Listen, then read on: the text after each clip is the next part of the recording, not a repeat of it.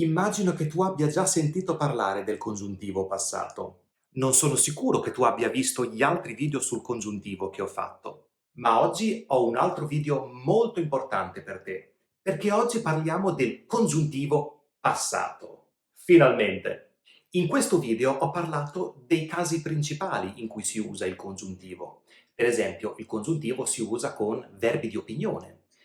Pensare che, credere che, immaginare che, con i verbi che esprimono un dubbio, dubito che, con i verbi impersonali, sembra che, è necessario che, è importante che, oppure con verbi che indicano speranza o paura, spero che, ho paura che, temo che, e così via. Ma in questo video trovi i casi principali in cui si usa il congiuntivo e questi casi valgono per tutti i congiuntivi. Sono i casi in cui si usano tutti i congiuntivi. La scelta fra congiuntivo presente, passato, imperfetto o trapassato dipende dal tempo a cui facciamo riferimento. Ma oggi vediamo il congiuntivo passato insieme. Guarda questi esempi. Penso che tu faccia un ottimo lavoro. Penso che tu abbia fatto un ottimo lavoro. In entrambi i casi, nella frase principale ho un verbo al presente, penso che, ed è un verbo che esprime opinione, quindi chiede il congiuntivo. Ma nella frase dipendente, quindi nella seconda parte della frase, faccio riferimento a due tempi diversi.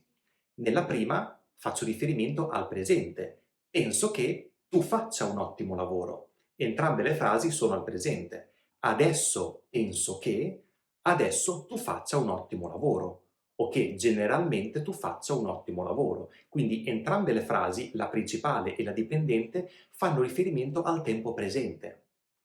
Nella seconda frase, invece, penso che tu abbia fatto un ottimo lavoro. Quindi la frase dipendente, la seconda frase, fa riferimento a un'azione nel passato. Penso che tu abbia fatto un ottimo lavoro ieri, o l'altro ieri, la settimana scorsa, l'anno scorso e così via.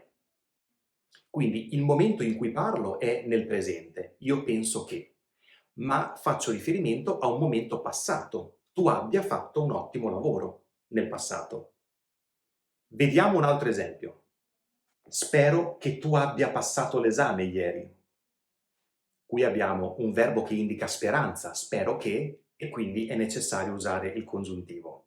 Ma faccio riferimento ad un evento nel passato. Spero che tu abbia passato l'esame ieri. L'esame era ieri, quindi l'azione si riferisce al passato.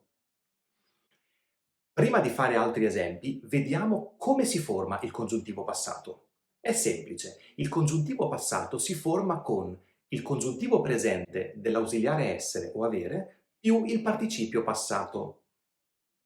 Prima ho detto spero che tu abbia passato l'esame ieri, quindi il congiuntivo presente di avere e il participio passato del verbo passare. Oppure penso che tu abbia fatto un ottimo lavoro, quindi congiuntivo presente dell'ausiliare più il participio passato del verbo principale. Ricordi il congiuntivo presente dei verbi ausiliari? Ripassiamolo insieme. Essere, che io sia, che tu sia, che lui, lei sia. Le prime tre persone al congiuntivo presente sono sempre uguali. Che noi siamo, che voi siate, che loro siano.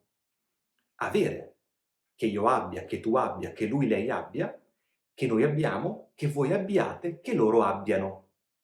A questi aggiungiamo il participio passato. Vediamo degli altri esempi. Ho paura che i bambini abbiano rotto la finestra. Anche qui la finestra è stata rotta nel passato, quindi ho paura che abbiano rotto. Non sono sicuro che mio fratello sia tornato a casa. In questo caso uso l'ausiliare essere, sia tornato, perché il verbo tornare è un verbo di movimento e generalmente ma non sempre, i verbi di movimento richiedono l'ausiliare essere nei tempi composti. È importante quindi ricordare che il congiuntivo passato si usa quando il momento in cui parlo è il presente. Io penso che, io immagino che, ma l'azione a cui faccio riferimento è nel passato. Quindi io penso che, adesso, tu abbia fatto un ottimo lavoro ieri. È tutto chiaro? Come sempre puoi scrivere degli esempi nella sezione dei commenti qui sotto. Io ti leggo e se necessario ti correggo.